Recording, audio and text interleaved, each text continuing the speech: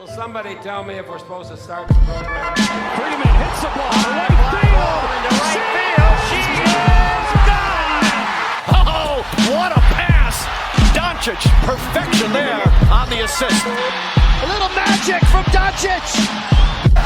Stafford takes the shoulder, takes a shot downfield. It is caught by Nakua. He picked him on his shoulder and made the catch. One of a kind player. One of a kind season. Shohei Ohtani starts the 50-50 club. Diving in for the count. LeBron James at the buzzer. This game's in the Admiral refrigerator. The door is closed, the lights out. Butter's getting hard, the eggs are cooling, and the jello is jiggling.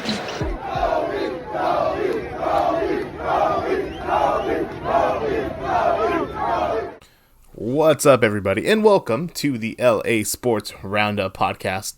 My name is Mike Andrade, and you're listening on Wednesday, January 21st, 2026. I hope you guys are having an amazing week so far. A little bit of house cleaning before we start today's podcast. Ryan and I from Wrestling with Ryan and Mike, we just had a collab with Allison Price. Allison is a news reporter from News 28 in Pennsylvania. We just had a collab with her about all things WWE and other things. Go out and check it out, as it is a pretty cool collab we just did. And remember to like, subscribe, and follow us on all of our social media pages. We're on Instagram at Lace 'em Up Sports. We're on X at Lace 'em Up Sports. We're on TikTok at Lace 'em Up Sports. Guys, make sure to follow us on all of our social media platforms. Like, subscribe, and especially here on Spotify. If you're listening to the podcast, or on YouTube as well, follow the channel. We're trying to up our numbers, and it's greatly appreciated for all of your support.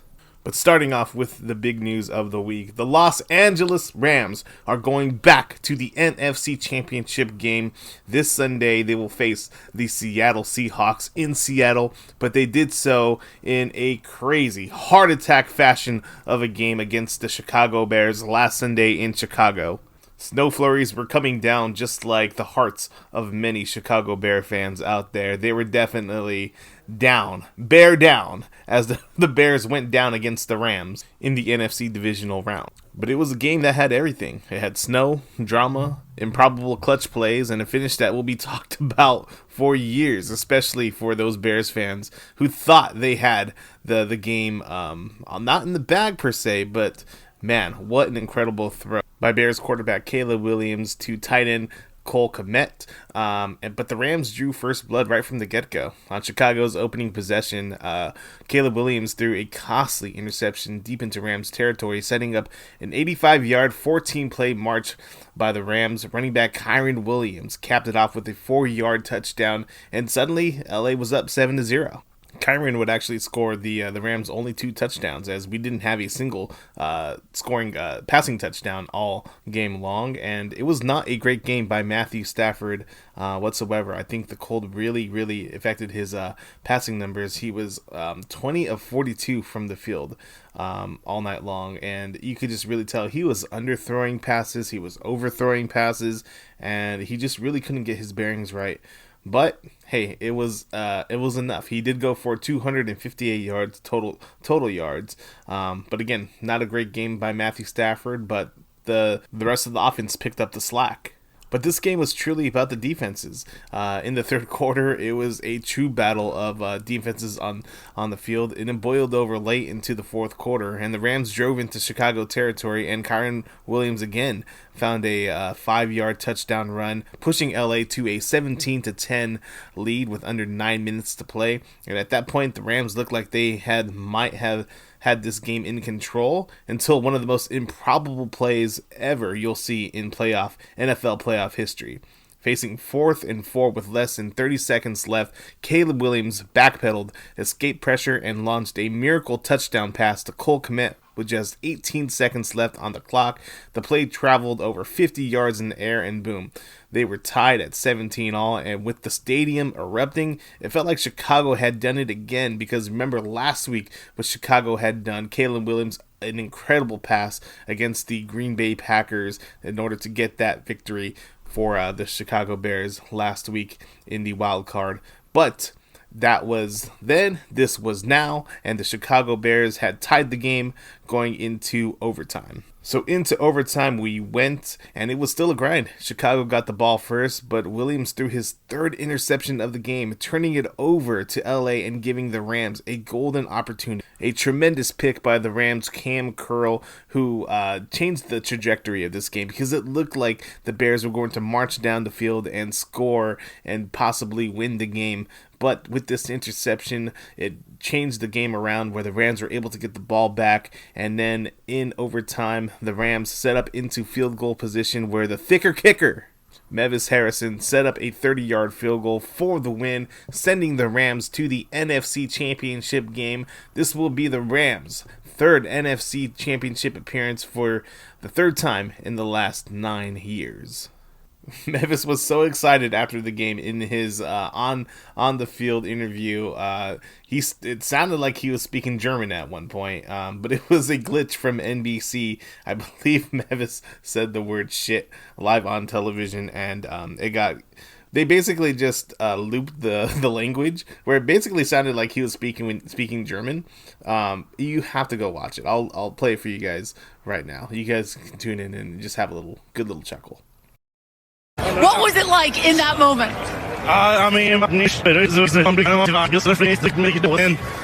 Shoot, that's why we do it, man. That's why we do it. Yes, Mevin Harrison being so excited. This is what he said in his post-game press conference, though. He said, "My thought process is just keep it simple. I have the easiest job out here," Mevis said.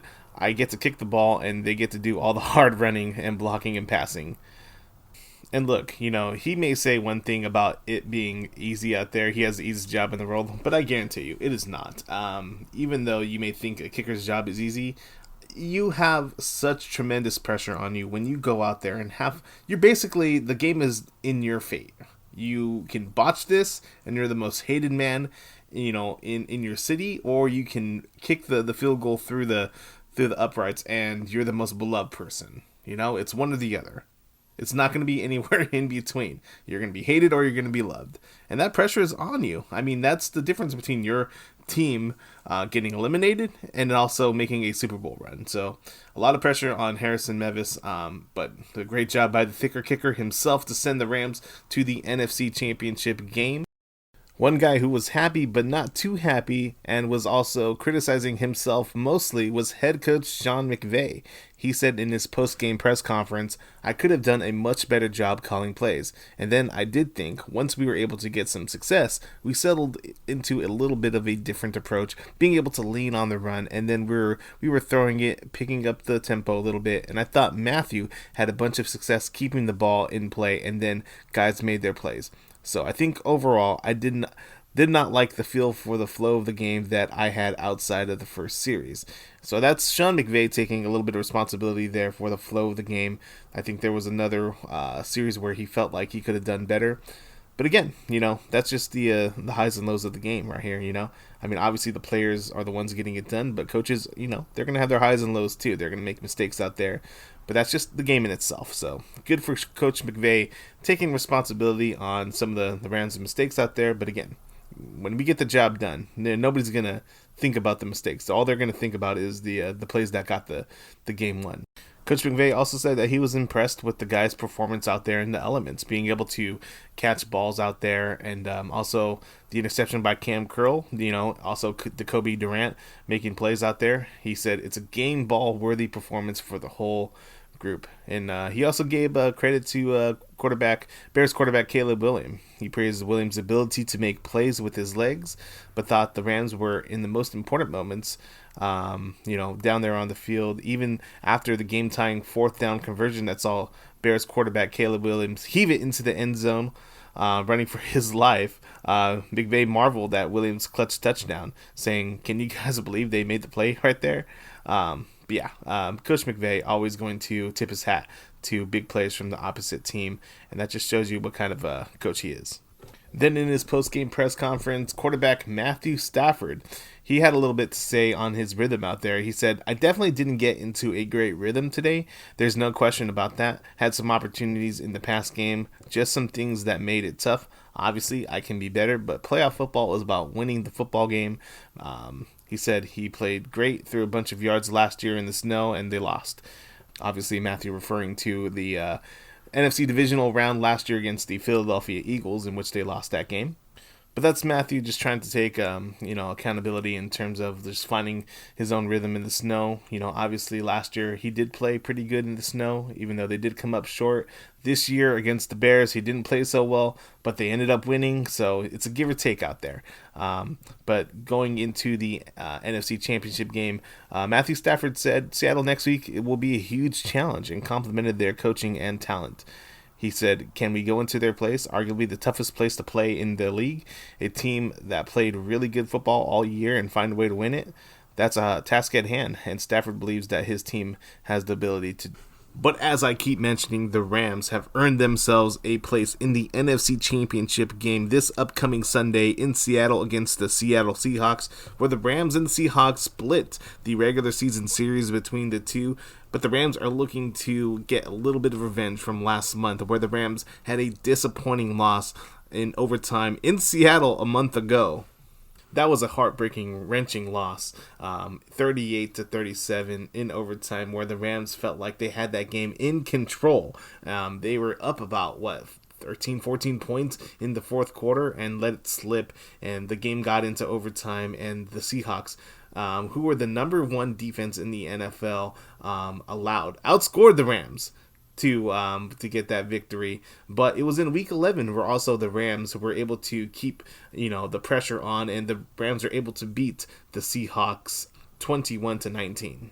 But it's not like the Rams defense has been trash all along too. In that week 11 game, the Rams were able to pick off quarterback from the Seahawks, Sam Darnold, 4 times during that game. And so it'll be interesting to see what kind of defenses the Rams and the Seahawks are going to bring. Are they going to bring the defenses where it's going to be a high scoring affair, or is it going to be a all out smash, like as Bret the Hitman Hart would call a knockout drag-out type of defensive matchup where both teams are unable to score?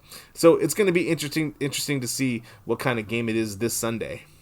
Another interesting tidbit will be the play of the quarterbacks. As I said, last week Matthew Stafford didn't score a single passing touchdown in their win against the Chicago Bears, and quarterback Sam Darnold threw for 1 passing touchdown. He also only threw for 125 yards, and so it'll be interesting to see where the quarterbacks are at. I can only suspect that Matthew Stafford's numbers are going to improve now that they're out of the snow. They're going to be, it's going to be cold in Seattle, but it's not going to be that freezing snow coming down. And so it'll be interesting to see where both numbers are at. And also keep in mind, Sam Darnold is also dealing, I believe, with an oblique injury. So we're going to keep an eye on to see where Sam Darnold is at in terms of his health.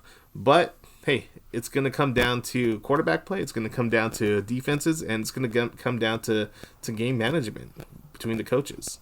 One last thing to look out for will be the jilted ex-lover of the Rams, Cooper Kupp. He's going to be able to... It's interesting how these things play out in real life now. Cooper Kupp, an all-time Ram, leaves the Rams this offseason to go to the Seahawks. Basically, the Rams didn't want to pay him anymore. They felt like he was on the back end of his career with injuries. The guy goes to Seattle, and now look, he has an opportunity to beat the Rams to go to the Super Bowl, which is an interesting little plot twist here. Obviously, as a Rams fan, we don't want that to happen. We want to see Cooper Kupp have some success, but we're not trying to see Cooper Kupp go have an all-time great game out here beating the Rams. But can the Rams shut down the Seahawks where they're able to secure a spot into Super Bowl 60? It'll be interesting to see what kind of game plays out. And let's vamos Rams, baby. Let's get the job done, and let's find ourselves next week preparing for Super Bowl 60. Some breaking news coming in while I'm recording this podcast. Rams quarterback Matthew Stafford was voted Pro Football Writers of America's Most Valuable Player, the MVP for the 2025 season. A little write-up on the Rams.com here. Stafford led the league in passing yards, 4,707. while throwing for 46 touchdowns and just 8 interceptions, leading the Rams to a 12-5 record in the regular season. This is the first MVP season of Matthew Stafford's 17-year career. Stafford became the first quarterback in NFL history to throw for 4 or more touchdowns and no interceptions in 3 consecutive regular season games from weeks 7 to 10. In week 13, he broke Tom Brady's record for the most consecutive touchdown passes without an interception in NFL history since 1978. Stafford was the NFC Offensive Player of the Month in both November and December and January, and the NFC Offensive Player of the Week for Week 18. As I said again, this is the first MVP of his career, and congratulations to Matthew Stafford being the MVP of the NFL 2005 regular season, and this is a historic moment for Rams football. And that's not all. The PFWA also selected Matthew Stafford and wide receiver Puka Nacua to the Pro Bowl team for this year's NFC Pro Bowl team. This is the first time that both Stafford and Nacua were selected for the All-NFC team selection. But not only them, outside linebacker Byron Young was also named to the All-NFC team as well. So congratulations to all 3 members of the Rams, Puka Nacua, Matthew Stafford, and Byron Young, on being named Pro Bowlers for this 2025 season. All right, some Dodgers news here. The Dodgers have been doing their part at keeping their championship roster in hopes of a three-peat coming up for the 2026 season. But the LA Dodgers have signed in free agency Kyle Tucker, right fielder formerly of the Houston Astros and the Chicago Cubs. And yeah, the Dodgers, they have signed another all-star caliber player to the roster, and it's just so fitting that we have yet another guy in free agency that we have signed to bolster this already championship roster. I mean, you look at the order now. I mean, let's look at the order of which the Dodgers lineup could look like in 2026. You have obviously Shohei Ohtani, you have Mookie Betts, Kyle Tucker now, Will Smith, Freddie Freeman, Teoscar Hernandez, Max Muncy, Andy Pages, Tommy Edman. All those guys will be in the batting order come 2026, and it's just a matter of just staying healthy for the Dodgers. But here's what Kyle Tucker said into his decision-making process into signing with the LA Dodgers. It was a big decision, so you still got to weigh out everything, he said. But this team and this city and the fan base kind of makes it a little bit easier to make some decisions. That is just ultimately what we wanted to do, is come here and be part of that and try to win another World Series. Now, obviously, having Kyle Tucker in the lineup is obviously going to make a little bit of noise in terms of manager Dave Roberts' lineup is going to be on a day out and day in basis. Obviously, you still have guys like Kike Hernandez you got to worry about, other guys that you want to bring in, but for the most part, I mean, this roster is going to be stacked. It's going to be absolutely stacked. So stacked that it's going to be very, very difficult for Dave Roberts to have a consistent lineup in terms of trying to fitting in everybody. But President of Baseball Operations Andrew Friedman had this to say on the Tucker signing. Obviously, we started lower, joked Andrew Friedman, the Dodgers president about baseball operations. It doesn't mean that it has to be 2, 3, 4 years here. It could be longer than that. For him to choose us when we had other long-term and other short-term options, I think speaks to the growth and the progress that we've made on creating this a destination spot. And it really is. I mean, you look at what the Dodgers have been able to complete in terms of over the last 10 years.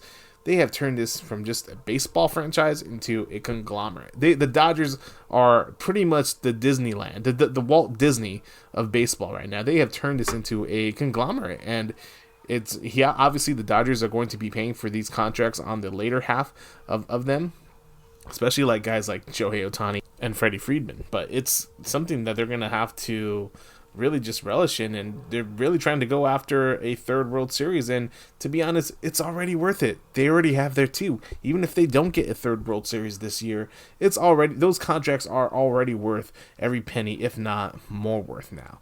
And so the Dodgers are doing their best into not only staying competitive, but to keeping this championship window as open as possible. And as a Dodger fan, you gotta love what we're seeing here. And just to note, Kyle's contract is going to be $60 million annually for $240 million a year. I mean, yeah, That's a whole lot of bread for a guy that's going to be your fifth or sixth guy coming off the batting order there.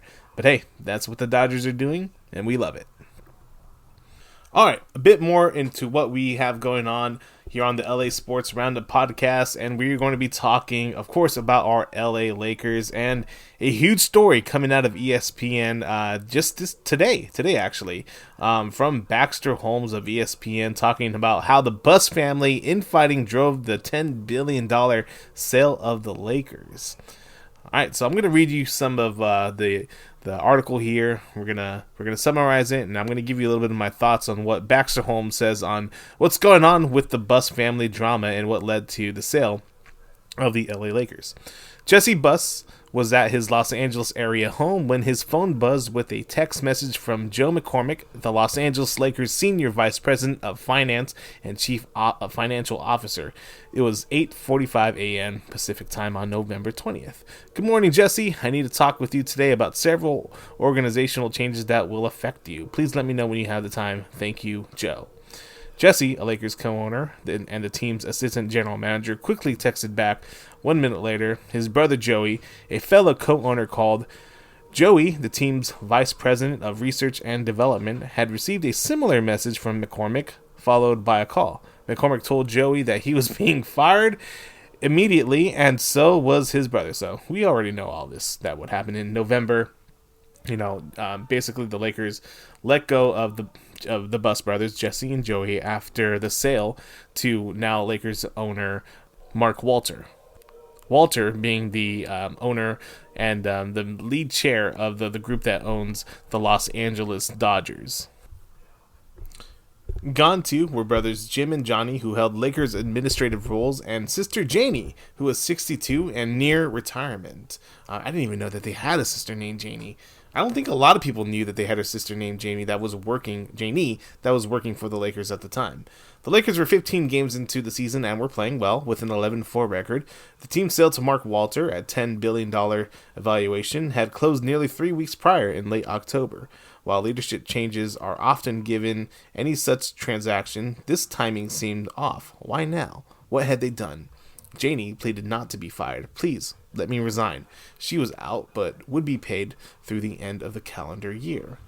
Okay, well, it's a little odd that would happen. I would agree, but I guess with the new ownership coming in, they felt like things just needed to get done at this time. And you know what? That's okay, because you know what? Mark Walter has all the power to do that now. But I digress. I'll read on. She told ESPN she felt disappointed and disrespected, like a crumpled up piece of paper thrown into the trash.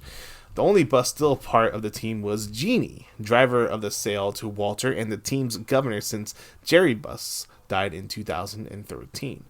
She fired everyone, a team official told ESPN. Jim, Joey, Jesse Buss declined to comment on this story. Their sale marked the official end of a tumultuous decade for the Busses, an unceremonious ending for the family whose father had built the Lakers into the most popular, valuable family-owned sports enterprise in the world. Jerry Buss's dream was to leave what he had created to his 6 children, generational wealth, and of course, but also a business empire that would tie familial bonds together forever. It didn't happen. Instead, the dream began to fall apart soon after the family patriarch died more than a decade ago. All right, I'll stop right there. That's very true. Dr. Jerry Buss left the Lakers team, the ownership of the team, to his 6 children, and it did not go well. Obviously, in 2017, there was a huge parting of ways of the then president of basketball operations, Jim Buss, and his sister, Jeannie Buss, who controlled the more financial side of the Lakers and the business side of the Lakers. But Dr. Jerry Buss, he left it to the Buss children, but he had Jeannie Buss as the controlling governor of the team, which meant she got to make all the decisions. And in 2017, after years of speculation, she ended up firing her brother for the team's lack of success. The Lakers did not make the playoffs for about 6 or 7 years in a row, starting from 2014 all the way to 2019.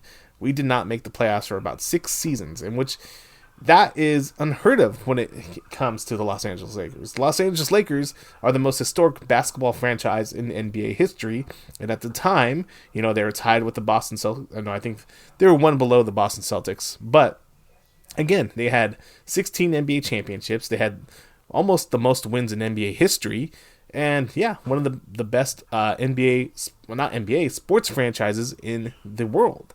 And for us not to make the postseason, the playoffs, for 6 years, of course there was going to be change. And that ultimately led to the firing of Jeannie's brother, Jim Buss, at that position. I'm going to skim down a little bit just because you guys already know most of the information that's kind of in this article. All right. Pelinka, talking about Rob Pelinka, had been part of Jeannie's inner circle, which had included former Laker Kurt Rambis and his wife Linda, but that inner circle did not always include her siblings. She had viewed her friends as family and her family as foes for the longest time, said one person close to the family. The Lakers didn't respond to multiple interview requests for Jeannie, but in times of tumult, Jeannie often brought in her youngest brothers. In the wake of the coup attempt by her elder brothers, this is referring back to 2017 when the elder brothers tried to put a stop to Jeannie becoming the sole governor of the Lakers, after she had unceremoniously fired them.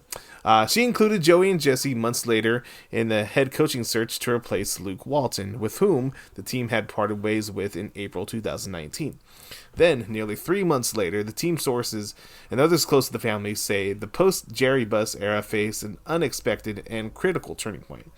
On July 13th, 2019, the Lakers held a news conference at the team's practice facility to introduce superstar big man Anthony Davis. The trade with the New Orleans Pelicans to pair with Davis and LeBron James instantly vaulted the Lakers back into title contention after the team had struggled for nearly a decade under Jeannie's stewardship. At the news conference, Joey and Jesse sat up front as Pelinka took the microphone and welcomed reporters.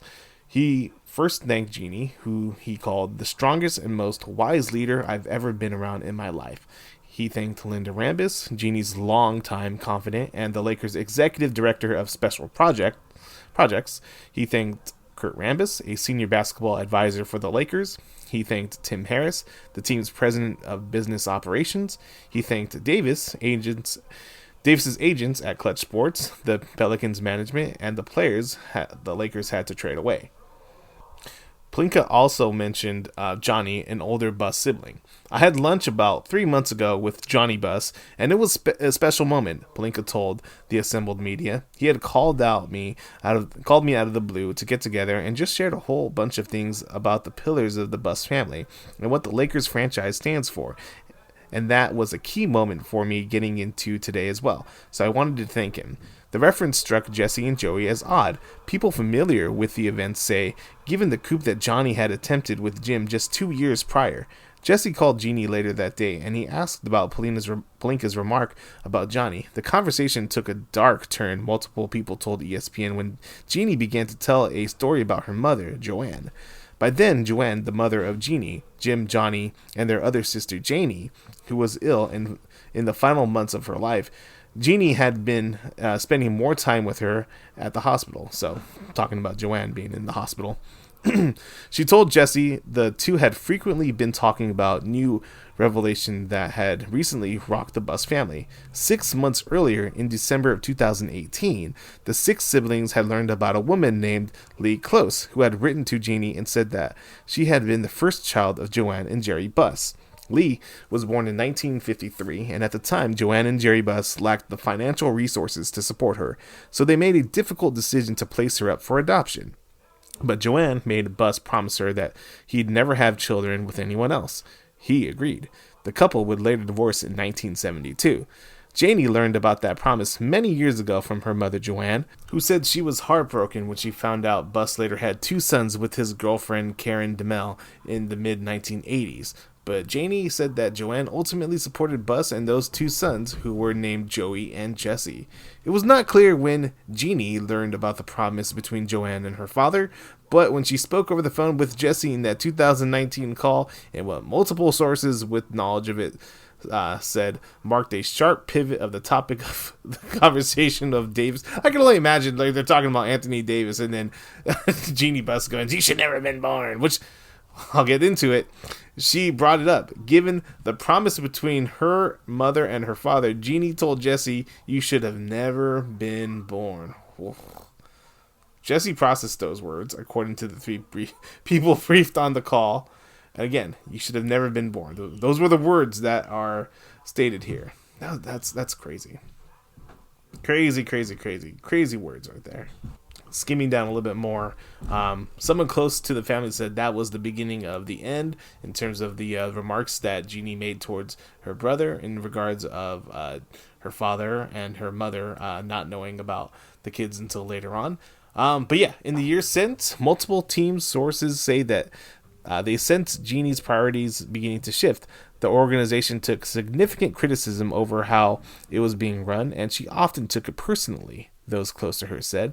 When external critics called the organization cheap, they were calling her cheap. When critics questioned why she listened to Linda and Kurt Rambis, they were questioning her judgment. When Pelinka came under public fire for the team's roster construction, she took barbs for standing by him. She was quick to label critics as wrong, cruel, and biased. She tightened her circle. She grew multiple suspicious of leaks. She crafted her public image and narrative through favorable media coverage. She's PR savvy, and she utilizes it, a team member said. She prioritizes that. She also became known in some circles for turning against those who were close to her and dear to the franchise. She had done so to Jerry West.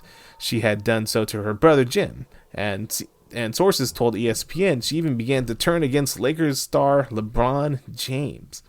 Now, we can get into this a little bit, but I'll continue to read. Jeannie privately grumbled people close to the team, saying about what she felt James' outside ego and overt control that he and Clutch Sport, which represented both James and Anthony Davis, exerted over the organization at times. Now, it's no question that James and the Clutch organization exerted a lot of pressure and I would just say, for lack of a better term, dominance over the Lakers in terms of their decision making.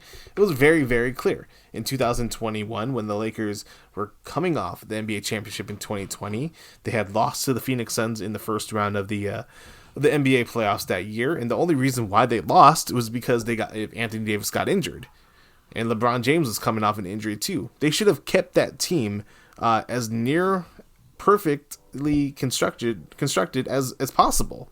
You know, they let Alex Caruso walk in free agency, which was one of the worst mistakes that they've ever done. And they should have never traded for Russell Westbrook. That was a colossal disaster of a trade, giving up a lot of assets for a guy that clearly did not fit in with the team whatsoever, and he was a cancer on the team. It really was. And LeBron James, he didn't take any responsibility for that trade. It all fell on the lap and the hands of Rob Pelinka. Pelinka took all the heat for that trade. He really did. Obviously, Westbrook took a lot of heat for that as well, not living up to, I guess, the expectations that Lakers fans and the media all created in terms of him being a Laker. But Pelinka took heat. Frank Vogel took heat. Vogel was fired after that. They fired Frank Vogel for them making the trade for Russell Westbrook. Why did they fire Frank Vogel? Because, you know what? Somebody has to be a scapegoat, right? If it wasn't going to be LeBron James and Pelinka's not going to fire himself, somebody has to take responsibility for it. So they ended up firing head coach Frank Vogel after just winning the NBA championship 2 seasons prior. Insane. And yeah, LeBron James did not take any responsibility for the blame of the Westbrook trade.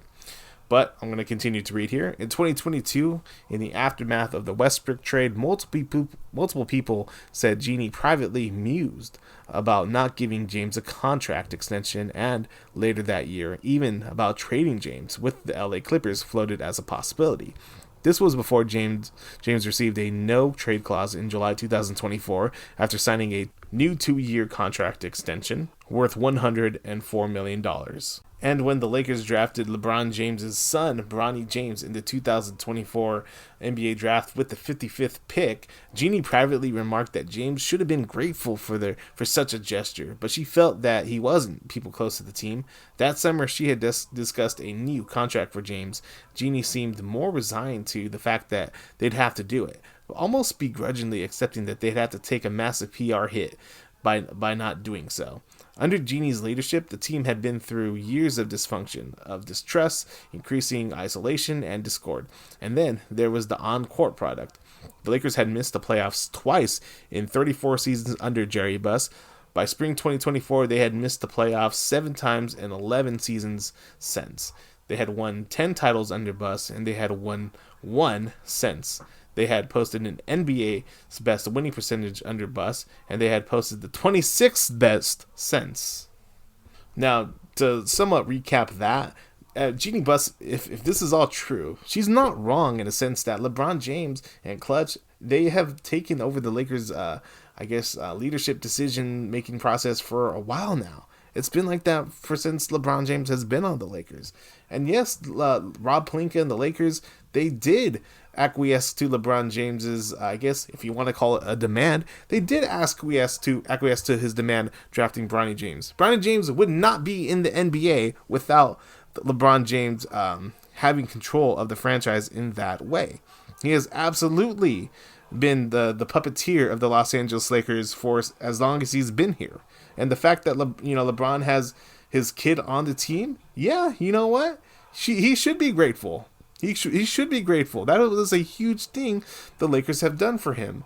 They could have used his roster spot into something else. Yeah, granted, you know what? The 55th pick in the NBA draft usually doesn't pan out into something good. But you know what? They could have used that roster spot for something. They could use the money for something. And they still have kept, to this day, Bronny James on the roster. And they signed him to a multiple-year contract. Don't forget about that. And so, yeah, LeBron James, you should be grateful that the Lakers took a chance on your kid because he would not be on the Lakers without it. And yeah, you know what? She's absolutely right. LeBron James does sit there and mope and cry when he doesn't get his way. I look at what has been going on recently. Just recently, Clutch said that we needed to trade Austin Reeves. All right, that's LeBron James trying to go about things in a kind of roundabout way without saying it directly. Of course, LeBron James knows the narrative that's going to come out when Rich Paul speaks. Rich Paul said that. He thinks that the Lakers should trade Austin Reeves. That's not just Rich Paul. That's LeBron James coming out in a roundabout way, trying to vocalize what he wants for the Lakers to do. That's absolutely the case. And you know what? Going into Jeannie Buss's thing, look, she has been the top face of the Lakers for a long time. It hasn't been LeBron James. It's not Luka Doncic. It has always been Jeannie Buss. Look who is at front, center, and stage whenever there's a PR thing going on. It's Jeannie Buss. Jeannie Buss has made it known that she is the Lakers governor. You know, she's very prideful of that fact. And yeah, she has definitely taken the media and spin it into her own narrative to make her look like the golden goose of the Buss family. She has made it known that Dr. Jerry Buss, her father, wanted her to be in control of the Lakers and not the other 5. She has definitely made that known. And yeah, you know what? Has she tried to spin it, the narrative, and to make herself look good? Yes, she has too. All those things are correct. And I'm not going to continue to read all this because it's just spoiled milk at this point. It really is spoiled milk because here's the facts. The Buss family the majority of them agreed for them to sell the team. Why? Because they wanted the payout.